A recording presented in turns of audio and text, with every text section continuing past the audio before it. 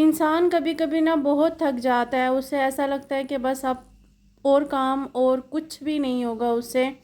वो हार चुका है, लेकिन फिर वो एक नई उम्मीद और नए जोश के साथ दोबारा स्टार्ट हो जाता है अपनी ज़िंदगी को बनाने के लिए, अपनी ज़िंदगी को संवारने के लिए। अस्सलाम वालेकुम everyone, welcome back to my channel Rangat family vlog and welcome back to another video.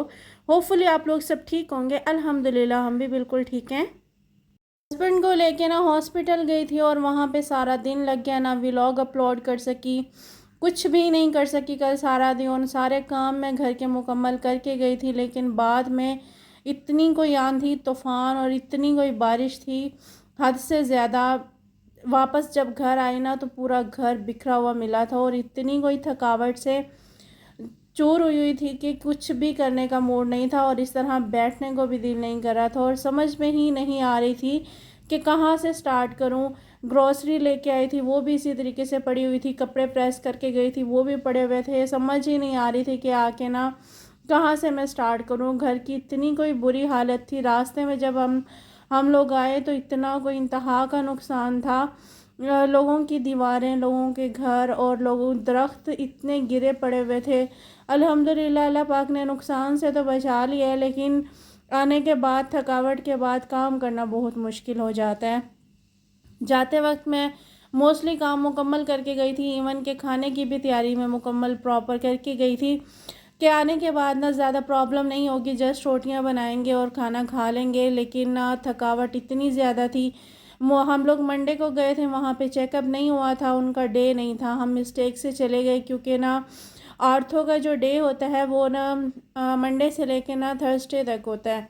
लेकिन जिस डॉक्टर से हस्बैंड का चेकअप हो रहा था वो डॉक्टर सिर्फ यानी कि ट्यूसडे को होते हैं। हम लोग मंडे को चले गए थे, चेकअप हुआ नहीं। वहाँ से फिर रिलेटिव्स की तरफ गए, वहाँ पे रुके और वहाँ पे रुकने के बाद फिर मंडे को दोबारा ना चेकअप करा के घर वापस आए। आते वक्त हम लोग बिरयानी और दही बल्ले ले आए थे, आके हमने खाना तो वो खा लिया था। लेकिन ना घर की इतनी कोई बुरी कंडीशन थी। ग्रॉसरी लेके आई थी, वो ग्रॉसरी भी सेट करनी थी, ख़ुद को भी रेस्ट की ज़रूरत थी। इतनी कोई इंतहा की बुरी हालत थी, लेकिन ऐसा लग रहा था बस अब मुझसे कुछ नहीं होगा, मैं कुछ नहीं कर पाऊँगी। लेकिन फिर भी घर को संवारने के लिए, ज़िंदगी को संवारने के लिए इंसान ना बहुत बहुत कोशिश करता है। जब मैं हस्बैंड को घर से लेके आई थी ना, उस टाइम मुझे सब ने एक ही बात बोली थी कि आपकी हिम्मत है कि आप इतनी दूर से हस्बैंड को यहाँ तक लेके आई हैं, किस तरह लेके आई हैं, आप घर को किस तरह मैनेज कर रही हैं, किस तरह आप सब कुछ कर लेके चल रही हैं। तो मैंने उनको सबको एक ही जवाब दिया था कि अल्हम्दुलिल्लाह अल्लाह पाक ने मुझे हिम्मत दी हुई है, मेरे सर पे डाला है, तो मैं इसको ना मुकम्मल कर रही हूँ, मैं इसको पूरा कर रही हूँ। क्योंकि मेरी कोई औकात नहीं है कि मैं किसी चीज़ के साथ ना अ, किसी चीज़ को अच्छे तरीके से परफॉर्म कर सकूं। अल्लाह पाक हिम्मत देने वाला है, अगर वो सर पे डाल सकता है तो वो हिम्मत भी दे सकता है। मुश्किलात आती हैं जब इंसान की ज़िंदगी में इंसान थकने लगता है, तो उसके दिल से यही निकलती है कि अल्लाह पाक बस बहुत हो गया इम्तिहान, बहुत हो गई मुश्किलात, अब मज़ीद कोई भी मुश्किल उसके सामने ना आए, कोई भी इम्तिहान उसके सामने ना आए।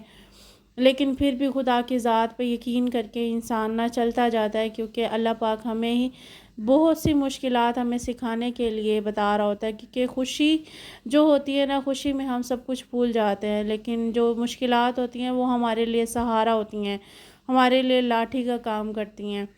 हाँ, वही लाठी हमारी ज़िंदगी को संवारने का काम करती है। यही सोच के ना इंसान मज़ीद हौसले और हिम्मत के साथ ना चलना शुरू हो जाता है। ये भी सारी वीडियो मैंने पहले कैप्चर की हुई थी, लेकिन वॉइस ओवर करने का टाइम नहीं मिला, अपलोड करने का टाइम नहीं मिला, तो आने के बाद ना वीडियो को अपलोड कर रही हूँ। रात को जस्ट मैंने सिर्फ झाड़ू लगाई और उसके बाद मैंने कुछ नहीं किया, क्योंकि हिम्मत ही नहीं हो रही थी। सुबह उठ के इंशाल्लाह बाकी घर की क्लीनिंग और बाकी घर की चीज़ों को अरेंज करना है, आपसे बाकी चीज़ें शेयर करनी है। अभी तो मुझसे कुछ भी नहीं हो रहा। मैंने कहा चलें पहले रेस्ट कर लूँ, रेस्ट करने के बाद शायद कुछ माइंड फ्रेश हो, कुछ तबीयत फ्रेश हो, उसके बाद फिर मैं इसको अच्छे तरीके से कर सकूँ। में मैंने आलू पालक बनाया, वही सिंपल मेथड से मसाले को भुनाई करके और उसके बाद ना इसी को इसी के पानी में पकने के लिए रख देती हूँ और इसके अलावा कोई इसका ख़ास मेथड नहीं है।